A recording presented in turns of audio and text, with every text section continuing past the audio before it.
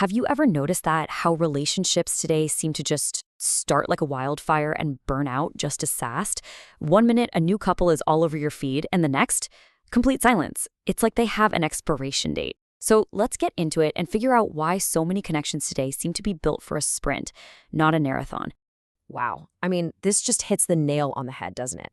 It's a feeling so many of us have seen or maybe even lived through. You get that incredible, intense beginning, but it feels like the escape hatch is always right there, ready to go. So that's the big question, right? Why is this happening? Is it something about us? Something about the world we live in now?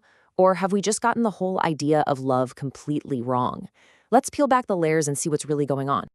Okay, first up, we have to talk about that feeling, that incredibly addictive, intoxicating rush you get at the start of something new. It feels amazing, but honestly, it's also incredibly misleading. You know exactly what I'm talking about. Your phone is blowing up, you're staying up till 3 a.m. talking about everything and nothing. It's just this constant stream of attention and compliments. It's an emotional rocket launch. But here's the trap. We start to think that intense, explosive feeling is the love. And this is the cycle it almost always follows. You start with that peak intensity, right? But eventually, that newness wears off. The excitement cools down and settles into something more stable, more comfortable. And that's the exact moment people panic and ask, wait, where did the feeling go? Is something wrong? And that right there is the fundamental misunderstanding. We've been taught that love is supposed to be a constant fireworks display. So when it becomes more like a warm, steady campfire, we think the fire's gone out. We're confusing the end of the honeymoon phase with the end of the relationship itself. So what's happening in our own heads is one thing, but it gets a whole lot more complicated when you add what's happening on our screens. This brings us to the second major issue, the comparison trap. Just look at this. On one side, you've got real life, quiet nights in, running errands, the occasional argument. And on the other side, you've got the social media highlight reel. Flawless vacation photos, over-the-top public declarations of love, just an endless stream of perfect, curated moments that can make your own reality feel, well, pretty boring. And this is where it gets really toxic, because after one imperfect day, one little disagreement, that fantasy world online plants a seed of doubt.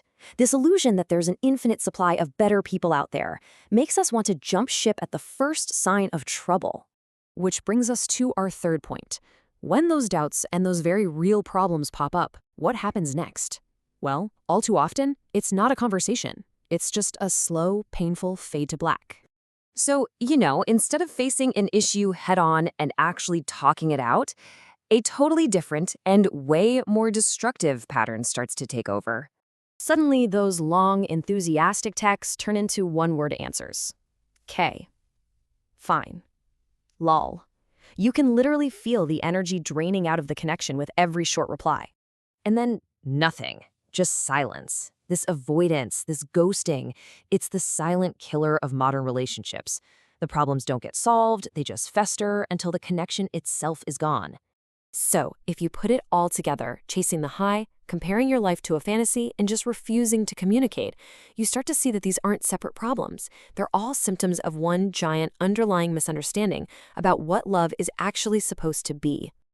We're out here searching for the movie version of love, a partner who never makes a mistake, a connection that's never hard, and a journey with absolutely no bumps in the road.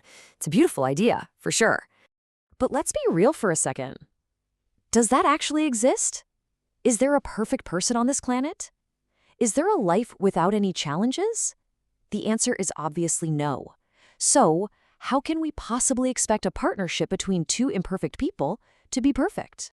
And this brings us to the most important part of this whole conversation. If perfect love is a myth, then what's the reality? Well, the answer requires a huge shift in how we think, away from passive feelings and towards active effort. The things that actually make a relationship last aren't magic or destiny. They're choices. They are skills you build. It's choosing patience during an argument. It's building trust day by day. It's offering understanding when your partner messes up. And most of all, it's about putting in the effort consistently. And this is the mindset shift we all need to make. Commitment isn't some magical feeling that just washes over you and might disappear tomorrow. No, it's a choice. It's a decision you make every single day to keep showing up and keep building, especially on the days you don't really feel like it. And this really gets to the absolute heart of it all. We have this idea that relationships end because the feeling of love just vanishes one day. But honestly, that's not the real reason. They fail because people stop choosing to put in the work. They stop choosing patience. They stop choosing to communicate. They stop choosing to try. In the end, love isn't just something you find. It's something you build, day in and day out. And maybe the real question isn't about finding the perfect person, but about being willing to do the imperfect work.